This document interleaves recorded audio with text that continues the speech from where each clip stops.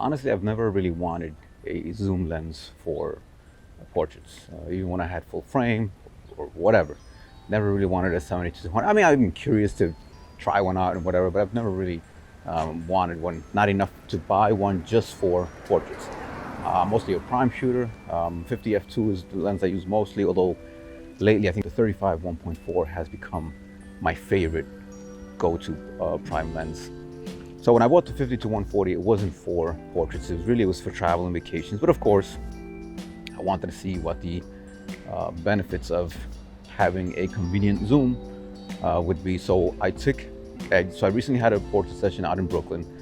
We just kind of walked around and just looked for little different interesting spots and with some character and textures and that kind of thing. As far as the lens itself, build quality is very good. I was very impressed. Solid, heavy as in it felt substantial. It didn't feel light or cheap or anything like that.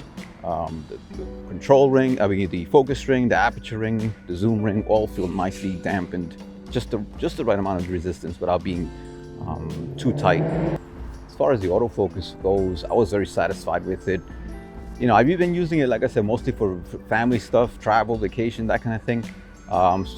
So I didn't expect it to perform poorly at all. It's a solid performer as far as autofocus goes. One of the things I'm going to notice for myself is that as much as I liked it, I don't know if it would ever become my favorite or my go-to portrait lens. For one reason is the working distance that the long end requires. I'm not comfortable with it. I don't like having to yell at the model. I find myself shooting with it constantly close towards the 50 millimeter end, sort of the widest end of the lens. And that being the case, even though it's not a huge lens, it's certainly not as small as the 50 f2. And so, I'm not saying I wouldn't use it at all, or that I'll never use it again, that I would never use it again. I'm just saying I don't think it would become my favorite, my kind of go-to lens. But I definitely would use it again. All that being said, I was very happy with it. I know some people complain about or kind of criticize 2.8, not being fast enough. Me personally, for headshots, I think 2.8 was actually nice. Whether you're on the 50, the hell, even at the longest end of the focal range at 140, 2.8, even with the head turned to the side, you get one eye fully in focus and the other eye mostly in focus, which to me is good. I personally don't like having tight headshots where only the eyeball is in focus and like the tip of the nose is already blurred. I don't think, sometimes, yeah, okay, once in a blue that it does look nice depending on if you want that effect, but me personally, I just don't like all my shots to look like that, all the headshots. So I think 2.8 works. 2.8 works for me, is fine. Would f2 have been nicer? Yeah, sure, but I'm sure the lens would have been bigger. So, we can't have it all. Then I'd be sitting here complaining about the size. So anyways, like I said, it was a quick shoot we did. It was nothing fancy. It was just, there was no makeup artist, there was no wardrobe. It was just what the model owned, what she had.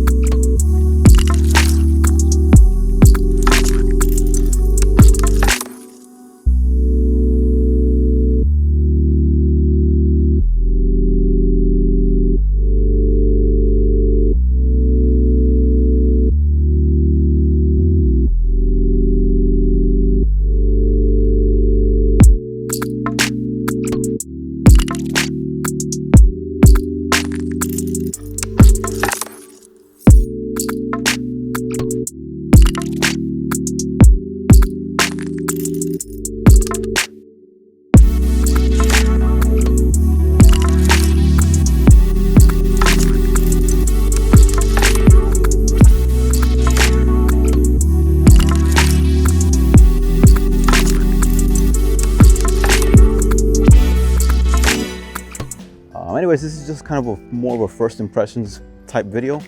I'm sure I will be using it again for portraits as well as for other things.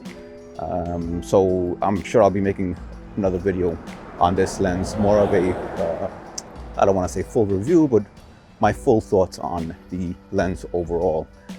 In any case, I think that's it for this video. Thanks for watching. I hope you guys enjoy it, and I'll see you guys next time.